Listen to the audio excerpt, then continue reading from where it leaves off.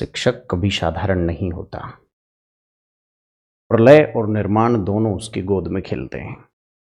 नमस्कार साथियों, मैं जितेंद्र यादव अपने कर्तव्य पथ पर एक बार फिर से आपके सामने हूँ। सभी प्रीलिम्स में सफल होने वाले परीक्षार्थियों को, एस्पिरेंट्स को बहुत-बहुत बधाइयाँ। और जो थोड़े से अंतर से चूक गए हैं, आपके लिए डबल बधाई, इसलिए कि आप एक समग्र तैयारी के साथ फिर से आएँगे।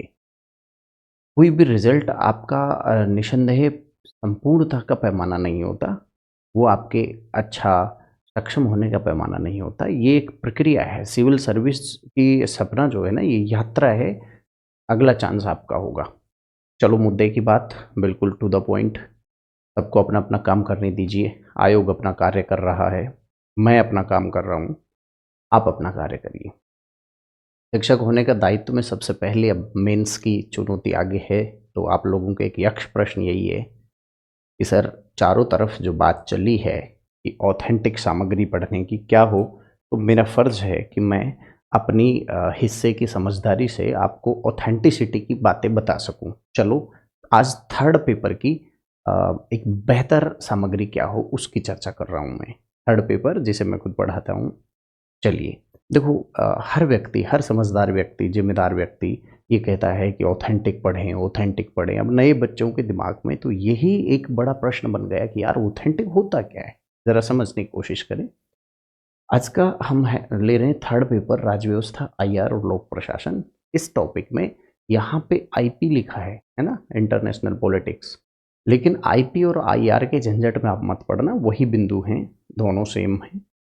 ऑथेंटिक स्टडी मटेरियल, ये है आज का कंसर्निंग पॉइंट। क्या हो, किसे कहते हैं, ऑथेंटिसिटी क्या होती है? देखो, इसका मतलब होता है जो प्रामाणिक हो, विश्वसनीय हो या प्राधिकृत हो किसी चीज़ के करने के लिए, अर्थात जो कह दे तो उसकी विश्वसनीयता पर किसी को संदेह ना हो। अर्थात इसका मतलब जो विश्वसनीय प्रमाणों पर टिका हो, विश्वसनीयता के लिए प्राधिकृत संस्थाओं द्वारा समर्थित हो। प्राधिकृत संस्थाओं द्वारा समर्थित। अब इसको समझना पड़ेगा कि सर, ये प्राधिकृत संस्थाएं क्या होती हैं? जरा समझिए। राज्य की ऐसी संस्थाएं जो अथॉरिटी का इस्तेमाल करती हैं, उन संस्थाओं को हम प्राधिकृत संस्थाएं कहते हैं। निर्विवादित रूप से जिन पर या जिनकी कही बात पर, जिनकी घोषणाओं पर कोई संशय नहीं होता, हर व्यक्ति उन पर विश्वास करता है। अब आपके आरएस से संबंधित देखो, दो बिंदु हो सकता है यहाँ पे, ध्यान से समझना इस बात को। पहला तो आपके सिलेबस में अकादमिक ज्ञान के बिंदु होते हैं। एकेडमिक्स जो पढ़ते हो आप स्कूल में, कॉलेज में, उनको हम कहाँ से तैयार करें, उनके लिए ऑथेंटिक मटेरियल क्या हो? प्राधिकृत शैक्षिक संस्थाओं के द्वारा। अब आएगा प्राधिकृत, यानी जिसको अथॉरिटी है शिक्षा देने की। School education, college education. School और कॉलेज एजुकेशन के स्तर पर जो भी संस्थाएं हैं, जैसे बोर्ड और यूनिवर्सिटीज़, उनमें जो भी किताबें प्रशंसित हैं या किताबें जो उनके सिलेबस में लगाई गई हैं, जोड़ी गई हैं, वो सबसे ज़्यादा विश्वसनीय आधार बनाएं। तो सिलेबस के वो बिंदु इन स्कूल या कॉलेजों की किताबों में देखें। सीधी भाषा में मैं कहूँ तो टेक्स्ट बुक को अपना आधार बनाएं। जो कॉलेज भी हो सकता है, स्कूल भी होता है। अब ज़्यादातर बच्चों को यहाँ कन्फ्यूज़न होता है कि सर, स्कूल या एनसीईआरटी को आधार बनाएँ या कॉलेज की। बेटा, कॉमन सेंस समझना ज़रा। मैं विश्वविद्यालय शिक्षक कैसे सोचता है, उस तरह आप भी सोचिए। देखो, आपकी परीक्षा का सिलेबस है ग्रेजुएशन लेवल का, उसका मिनिमम योग्यता है ग्रेजुएशन लेवल। तो शैक्षिक जो टेक्स्ट बुक्स हैं ना, उनका भी ग्रेजुएशन लेवल का आपको ज़्यादा फोकस करना है।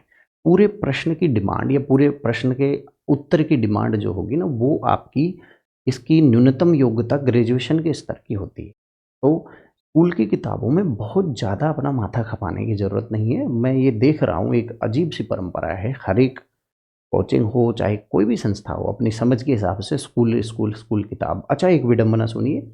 यूपीएससी में आपके मौलिक लेखन या सरलीकरण करके आपके विवेक की गुंजाइश अधिक होती है, इसलिए वहाँ मैं मानता हूँ एनसीईआरटी की किताबों का तुलनात्मक रूप से ज़्यादा महत्व हो सकता है। पर मेरा तजुर्बा ये कहता है कि राजस्थान आरएएस की जो भर्ती है, आरपीएससी के द्वारा जो भी क्राइटेरिया निर्धारित किया गया है, इसका जब आप विश्लेषण करते हो ना, तो सीधा-सीधा ग्रेजुएशन लेवल की किताबों पर चले जाइए आँख बंद करके। दूसरा दूसरा ऑथेंटिक सोर्स क्या होता है? मंत्रालय या आयोगों से संबंधित है तो, यदि आपके सिलेबस में जैसे आयोग हैं, आपकी राजनीति के पार्ट में जैसे संस्थाएँ हैं, ढाँचा है, तो उसका मूल ऑथेंटिक स्रोत क्या हो सकता है? उस मंत्रालय की वेबसाइट या उसके द्वारा जारी कोई पत्र-पत्रिका या इस तरह की चीज़ें भी उस ऑथेंटिक सामग्री का हिस्सा होती हैं। ये ध्यान रखना। मतलब ग्रेजुएशन लेवल की किताबें, स्कूल की से भी आप सरलीकरण कर सकते हैं। 2 नंबर के प्रश्नों में कई बार सहायता कर देती हैं वो, अच्छी खासी। तीसरा आता है कि इनसे संबंधित कोई विधिक बिंदु अगर पूछा है, तो संबंधित संस्थाओं के आधिकारिक दस्तावेज, जिसे रिसर्च पेपर कह सकते हो, वार्षिक रिपोर्ट कह सकते हो। जैसे ज्योग्राफी का पार्ट है, उसमें वन और संसाधनों के टॉपिक हैं, तो वन और पर्यावरण मंत्रालय की रिपोर्ट को आपको देखना है, डेफ़िनेटली देखना है। इसी तरह यदि कोई इंडेक्स आया है किसी संबंधित टॉपिक से रिलेटेड, तो उनको देखना है। मोटे-मोटा रूप से ऑथेंटिक, जिसे शब्द कहते हैं ना ऑथेंटिक सामग्री, तो वो 3 प्रकार की बनती हैं। अर्थात प्रश्न बनाने वाला बड़ा व्यापक सोचता है। वो व्यापक सोचता है, सबसे पहले आधार बनाएगा प्रचलित प्राधिकृत किताबों को, ठीक है? अच्छी किताबों को ग्रेजुएशन लेवल पे। दूसरा, अगर आपके सिलेबस की डिमांड कुछ ऐसा है कि वो मंत्रालय आयोगों से संबंधित या कोई विशेष स्पेसिफिक संस्था पर प्रश्न है टॉपिक में, तो फिर वहाँ उनके फाइनल डॉक्यूमेंट्स को देखें ज़रूर। ये उनकी वेबसाइटों पर मिल जाते हैं आराम से। जैसे निर्वाचन आयोग पढ़ रहे हो, जैसे मानव अधिकार आयोग पढ़ रहे हो, तो इनको हमेशा उनके अपने उनसे ऑफ़िशियल वेबसाइट से तैयार करें। समझ में आया? ऑथेंटिसिटी आज क्लियर हुई किसे कहते हैं? केवल प्राधिकृत संस्थाओं के द्वारा स्वीकृत जो दस्तावेज होते हैं, वही ऑथेंटिक होते हैं। क्लियर? चलो आगे बढ़ते हैं। अब ये समझ में आ गया, तो अब थर्ड पेपर में 3 मोटे-मोटे हिस्से में बाँटा। पहला राज्य व्यवस्था, दूसरा आईआर और तीसरा लोक प्रशासन। ये 2 यूनिट, इसके अलावा तीसरी यूनिट पे मैं अगले वीडियो में बात करूँगा। सबसे पहले राज्य व्यवस्था में देखो, राज्य व्यवस्था को 4 भागों में उन बिंदुओं ने बाँट रखा है मोटे-मोटे रूप में। आपको पहले बिंदु में कोई दिक्कत नहीं आती सभी को, ये संवैधानिक पार्ट है। संविधान की वैल्यू अर्थात न्याय से संबंधित प्रावधान, मूल अधिकार, नीति निर्देशक तत्व, प्रस्तावना, ये सब चीज़। और इसके साथ है इसका निर्माण। तो ये आप किसी भी बुक से तैयार कर सकते हैं, किसी से भी। साधारण से साधारण किताब, स्कूल की किताब ले लें। ज़्यादा बेहतर में मेरा आग्रह है ग्रेजुएशन की किताबों पर। स्कूल की किताबों से बनाने वाला हो सकता है प्रूफ ज़रूर करता होगा, पर स्कूल की किताबों में वो समग्रता नहीं आ पाती, क्योंकि टेक्स्ट और रेफरेंस बुक के फ़र्क को समझने वाला आचार्य ये भी जानता है कि टेक्स्ट बुक एक सिलेबस को केंद्र में रख कर लिखी जाती है। उसमें 9वीं में, एक उदाहरण से समझो, 9वीं लेवल पे आधा किलो दिया गया है, तो 10वीं में फिर वो 3 पा हो गया, 11वीं में 1 किलो हो गया, 12वीं में जाके सवा किलो। उस स्तर के ज्ञान की डिमांड के हिसाब से वेटेज बढ़ता चला जाता है और उसका समग्र ज्ञान मिलेगा ग्रेजुएशन लेवल पे। तो फिर स्कूल की में बहुत ज़्यादा समय खराब करने की कोई, मुझे ऐसा लगता है, कोई आवश्यकता नहीं होती। ध्यान रखें। हाँ, 2 नंबर का सवाल तो बहुत ज़्यादा मदद करता है वहाँ से। तो ये पढ़ें, इसके इस पार्ट के लिए बीएल फड़िया की सबसे अच्छी किताब है। बीएल फड़िया की भारतीय शासन और राजनीति, साहित्य भवन पब्लिकेशन से आती है। बीएल फड़िया की चाहे तो ये पढ़ लें, ऑप्शनल है, ध्यान दें। चाहे पुखराज जैन की पढ़ लें, ये बड़ी अच्छी और महत्वपूर्ण किताब है पुखराज जैन की, ये देख सकते हैं। हाँ, आप कहेंगे सर भारत का संविधान या डायरेक्ट काम नहीं आएगा क्या? वो बेटा आपके आंसर को रिच कर सकता है, लिखते वक्त अनुच्छेदों की चर्चा कर दो वगैरह वगैरह। वो आंसर को मजबूत 2 पार्ट करते हैं ये। एक तो अनुच्छेद प्रावधान कहाँ है, दूसरा केस, सुप्रीम कोर्ट के केसेस। ये रेफरेंस बुक्स से पढ़ें आप। लेकिन मूल किताब या तो पुखराज जैन रखें या बीएल फड़िया को रखें। मैं यहाँ पे डायरेक्ट को मूल बनाने की बात नहीं करूँगा। और एक आप वो पढ़ते हुए गाइड आती है बहुत लोकप्रिय, हर तैयारी करने वाला व्यक्ति अपने हाथ में रखता है, वो भारतीय राज्य व्यवस्था की। मेहरबानी करके उसको छूना ही मत, ये मेरा आग्रह है, सलाह है। आप माने ना माने आपकी मर्जी, उसमें से कोई बहुत फ़ायदा नहीं होगा कभी भी। मुझे नहीं लगता बनाने वाले के रुझान उस तरफ होता है, वो गाइड है, ठीक है? उसकी तरफ अब मेंस में कतई मत जाना। जैसे एमवी पायली की आती थी एक, वो यूपीएससी में बड़ी मदद करती थी, लेकिन आपके यहाँ बीएल फड़िया या पुखराज जैन में से कोई एक ले लो, खत्म। संस्थाएं और मूल ढांचा जिसे कहते हैं राज्य के अंग, कार्यपालिका, व्यवस्थापिका वगैरह वगैरह, इसके लिए एक बहुत अच्छी किताब मैं आपको बताता हूँ। हालांकि ये पूरा का पूरा, ये 2 किताब, ये सारे पार्ट आपके पूरे कर देंगे। बीएल फड़िया की जो मैं कह रहा हूँ वो ये पुस्तक है। यहाँ पुस्तक का विज्ञापन नहीं कर रहा हूँ मैं, केवल मेरे विद्यार्थियों की सहायता के लिए बात कर रहा हूँ। ये बहुत महत्वपूर्ण है। ज़्यादातर बच्चों को इसकी गत्यात्मकता जो है ना, वो टॉपिक नहीं मिलते, जैसे भारतीय राजनीति पर जाति, धर्म, इनका प्रभाव। तो रुडोल्फ एंड रुडोल्फ को कभी कभी कोट करके पूछना चाहता है एग्जामिनर। कभी हो सकता है रजनी कोठारी जाति और राजनीति के अंतर संबंधों की बात करता है। कभी जाति राजनीति में धर्मनिरपेक्षता पिछली बार सवाल आया। तो वो सारी डायमेंशंस ये किताब में सबसे सटीक मैटर है, ध्यान से देख लो। बीएल फड़िया की, आप कहते हैं ना पॉलिटी में सर वो टॉपिक कहाँ से तैयार करें, बेटा ये पुस्तक ये ऑथेंटिक है। पहली बात, ये हमारे यहाँ प्रशंसित है, मतलब ग्रेजुएशन पीजी में चलती है और बहुत बहुत ही व्यापक कवरेज देती है, आपको ले सकते हो आप। गत्यात्मकता के लिए अकेली बीएल फड़िया। संस्थाएं और ढांचे पे, अब ये बड़ी मजेदार चीज है तो ये भी कंप्लीट है इसमें, सारी संस्थाएं, पूरा संविधान है बीएल फड़िया में जो मैंने अभी आपको दिखाई। लेकिन एक अच्छी किताब मेरे हाथ लगी, मुझे अगर मुझे मौका मिले पेपर बनाने का तो मैं डेफिनेटली मेंस का पेपर, यहाँ जो संस्थाओं से संबंधित सवाल है ना, जैसे कार्यपालिका, व्यवस्थापिका, न्यायपालिका वगैरह वगैरह, संघात्मक ढांचा या केंद्र राज्य संबंधों की बात कर लें या भारतीय संघीय गतिशीलता की बात करें, तो वो इस किताब में से बनाना पसंद करूँगा। ये राष्ट्रीय पुस्तकालय से प्रशंसित है, इंडियन बुक ट्रस्ट, भारतीय पुस्तक न्यास द्वारा प्रकाशित, बहुत ऑथेंटिक और शानदार किताब है। पहले ही मेरे पास खो गई, लेकिन अभी जयपुर में बुक फेयर लगा हुआ है तो वहाँ से मैंने ये ली है। बड़ी अच्छी किताब है। तो गत्यात्मकता नहीं, इसमें ये ढांचा और इस पे जो अच्छे सवाल बनेंगे ना, अगर 10 नंबर का, 5 नंबर का, तो इसकी मदद से आपकी नैया बेड़ा पार हो जाएगा, ये मेरी गारंटी है आपको। मैं जो कह रहा हूँ बड़ी संक्षिप्त भाषा में कह रहा हूँ, आप समझ जाना मेरे मूल मर्म को, मैं क्या कहना चाहता हूँ, है ना। अब आता है राजस्थान की राजनीति। राजस्थान की राजनीति को आप कई तरह से तैयार कर सकते हो, कई जगह से तैयार कर सकते हो। देखो सिलेबस के हिसाब से मैं आपको बताता हूँ, अच्छी अच्छी किताबें राजस्थान की राजनीति के लिए प्रशंसित हैं। इसमें जनक सिंह जी की ले सकते हो, जनक सिंह मीणा की, या फिर इसके साथ साथ कुछ और चीज़ें आती हैं, जैसे एक आती है जितेंद्र सिंह भाटी की, वो भी बहुत अच्छी किताब है, आप ले सकते हो। ठीक है, राजस्थान की राजनीति के लिए एक विकास जी करके हैं, उन्होंने भी अच्छी लिख रखी है। लेकिन इसमें हिंदी ग्रंथ अकादमी की तरफ आप जाएं, वो ज़्यादा बढ़िया रहेगा। हिंदी ग्रंथ अकादमी मैं लिख देता हूँ, हिंदी ग्रंथ अकादमी की किताबें। अरे भाई ये क्या हो रहा है,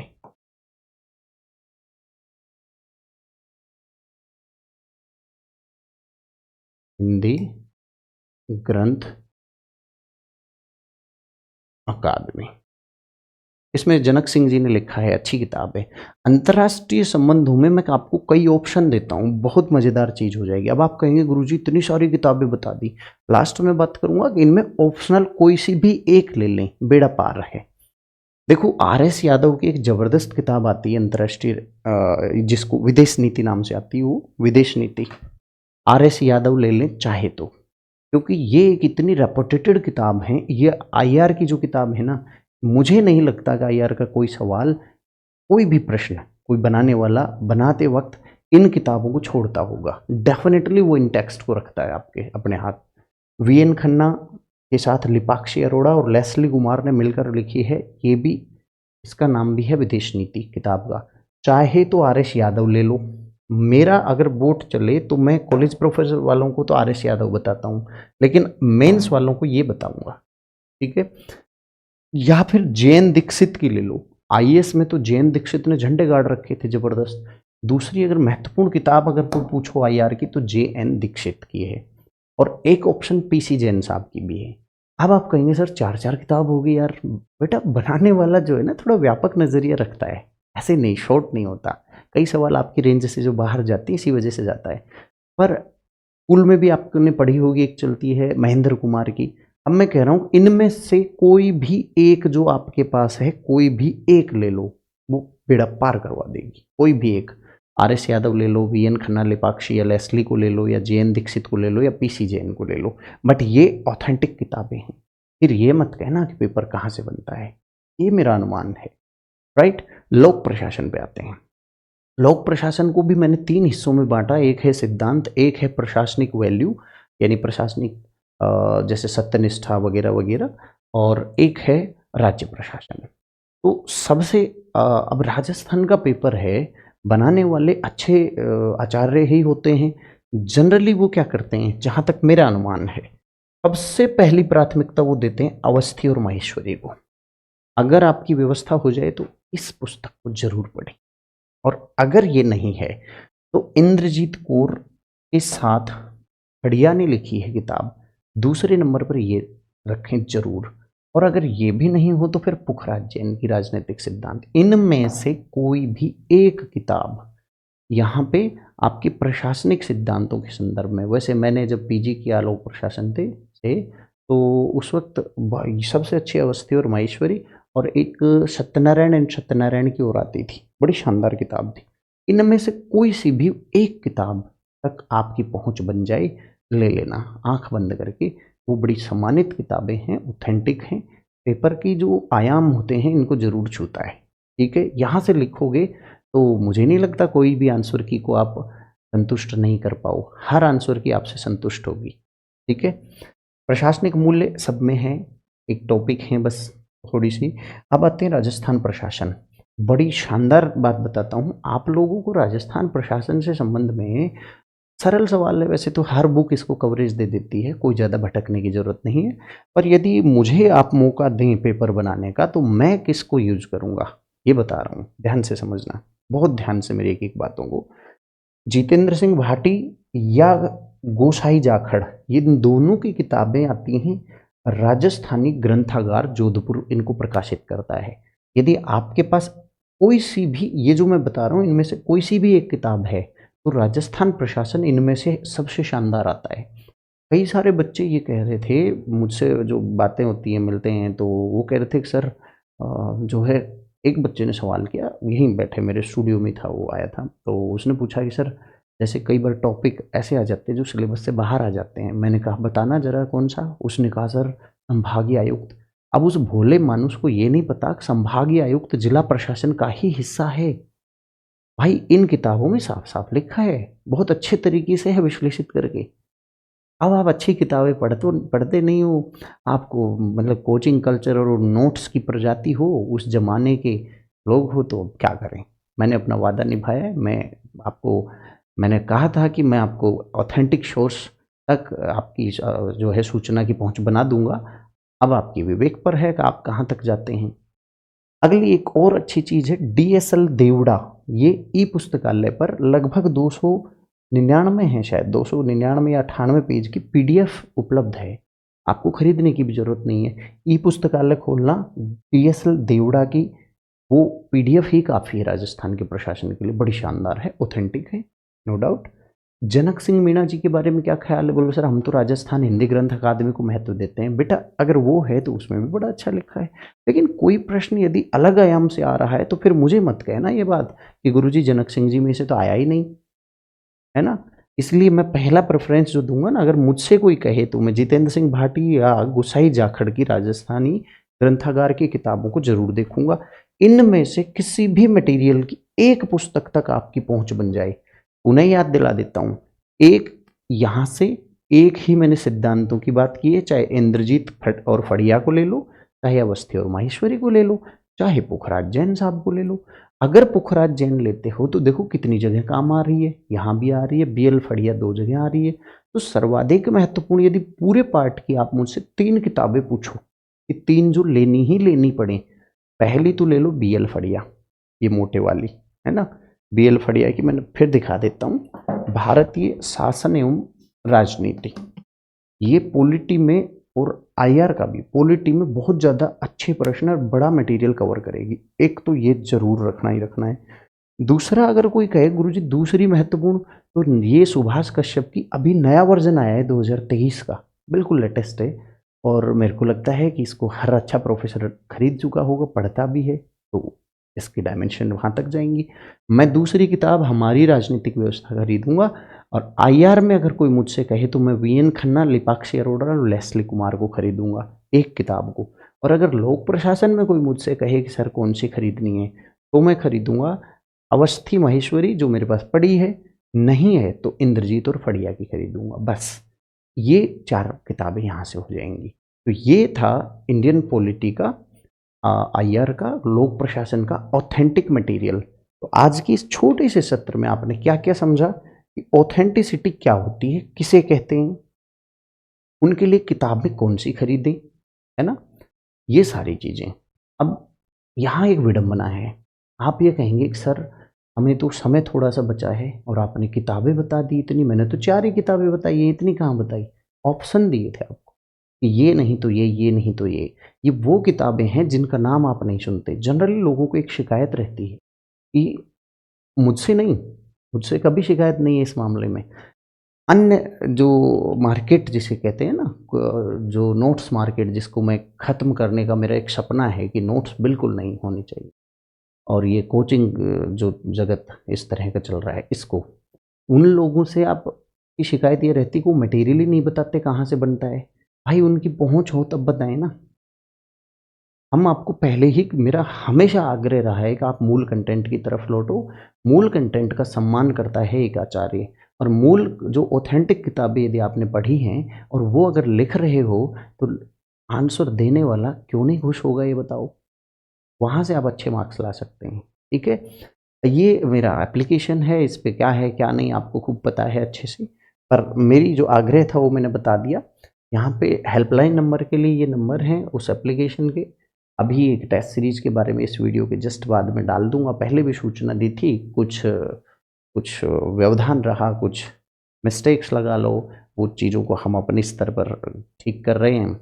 मैंने मेरा जवाब भेज दिया है आयोग को, उम्मीद करता हूँ संतुष्ट हों। हमारी जहाँ गलतियाँ हैं हम उनको सुधारेंगे, और उनकी हैं उनको वो सुधारेंगे, और आप अपना कर्तव्य कीजिए। इससे ज़्यादा ना मैं तो सुनना पसंद करता, ना मैं बातें करता। ठीक है, अपना अपना काम करते हैं। आरएस मेंस 3rd पेपर पढ़ाऊँगा, सभी ध्यान से सुन लो, केवल 3rd पेपर पढ़ाऊँगा मैं। ऑफलाइन भी जयपुर में क्लास हैं इसकी, जयपुर में, और ऑनलाइन मेरे इस एप्लीकेशन पर हैं।